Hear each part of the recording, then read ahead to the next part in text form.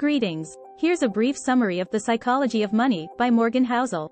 The Psychology of Money explores how our attitudes and beliefs about money shape our financial decisions and ultimately, our financial well-being. The book emphasizes that while money is a crucial component of our lives, it's not solely about numbers and formulas. Rather, it's about our emotions, behaviors, and thought processes. The book is divided into short chapters, each one focusing on a different aspect of money psychology. Some of the key takeaways include: money is inherently subjective and personal, and what works for one person may not work for another. Long-term financial success is less about what you know and more about how you behave. Small, consistent actions can have a big impact on your financial well-being over time. Understanding the role of luck in financial success is crucial to making smart financial decisions. Saving, investing, and spending are all interconnected, and finding the right balance between them is key. Money can be a powerful source of security, but it's important not to let it consume your life. Overall, The Psychology of Money provides a unique and insightful perspective on money and its role in our lives, emphasizing the importance of understanding our own psychology and behaviors when it comes to making financial decisions. Now let's see more details about each chapter of The Psychology of Money by Morgan Housel. Chapter 1. No one's crazy. This chapter emphasizes that money is inherently subjective and personal, and what works for one person may not work for another. Housel argues that there is no one-size-fits-all approach to money and that we should be open to different ideas and perspectives. Chapter 2. Luck and Risk. In this chapter, Housel explores the role of luck and risk in financial success. He emphasizes that luck plays a much bigger role than most people realize, and that it's important to understand and account for both luck and risk when making financial decisions. Chapter 3. Never enough. This chapter delves into the psychological concept of hedonic adaptation, which is the tendency for humans to quickly adapt to changes in their circumstances and always want more. Housel argues that this can lead to a never-ending cycle of wanting more and more money, even if we don't really need it. Chapter 4. Confounding compounding. This chapter explains the power of compounding, or the fact that small, consistent actions can have a big impact over time. Housel argues that the key to financial success is to make small, consistent investments over a long period of time, rather than trying to get rich quick. Chapter 5. Getting wealthy versus staying wealthy. This chapter explores the difference between getting rich and staying rich. Housel emphasizes that long-term financial success is less about what you know and more about how you behave, and that it's important to develop good financial habits that will help you stay wealthy over time. Chapter 6. Tails, you win. In this chapter, Housel emphasizes the importance of being prepared for extreme, low-probability events that can have a huge impact on your financial well-being. He argues that it's important to have a plan in place for worst-case scenarios, even if they are unlikely to happen. Chapter 7. Freedom.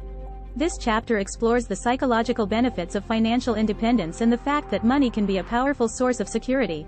Housel argues that financial independence gives us the freedom to do what we want with our lives and pursue our passions, rather than being trapped in a job we don't like. Chapter 8. Man in the Car Paradox.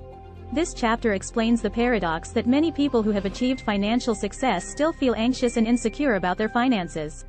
Housel argues that this is because money is inherently subjective and personal, and that we tend to compare ourselves to others rather than focusing on our own financial situation. Chapter 9. Wealth is what you don't see. This chapter explores the fact that many people who appear wealthy on the surface may be living paycheck to paycheck, while others who appear to have less may actually be much more financially secure. Housel argues that it's important not to judge others based on appearances, and to focus on our own financial situation instead. Chapter 10. Save money. This chapter emphasizes the importance of saving money and the fact that small, consistent actions can add up to big results over time. Housel argues that saving money is one of the most important things we can do for our financial well-being, and that it's important to start early and be consistent. Chapter 11. Reasonable, rational. In this chapter, Housel explores the difference between being rational and being reasonable. He argues that while it's important to be rational when making financial decisions, it's also important to be reasonable and understand that emotions and biases can influence our behavior. Chapter 12. Surprise. This chapter explains the psychological concept of surprise and how unexpected events can have a big impact on our financial well-being.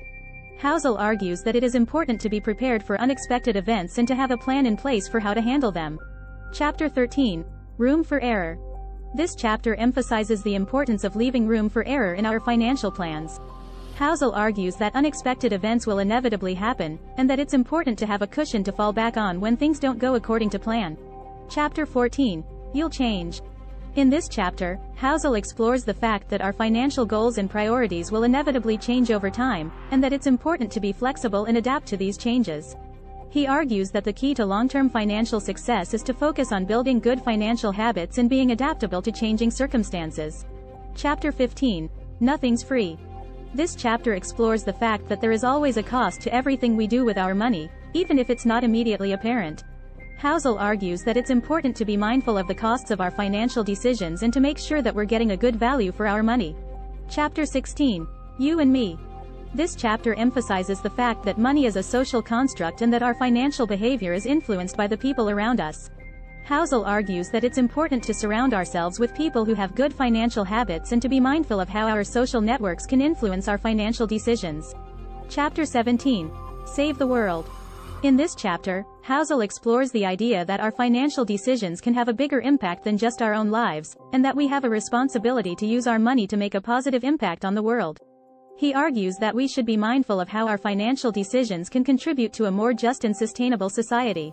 Overall, The Psychology of Money is a thought-provoking and accessible exploration of the psychological factors that influence our financial behavior. By emphasizing the subjective and personal nature of money, and by providing practical advice for building good financial habits, Housel offers a valuable perspective on how to achieve long-term financial success and security. Finally, the key takeaways from The Psychology of Money are: money is a subjective and emotional topic that is deeply influenced by our personal experiences, values, and beliefs.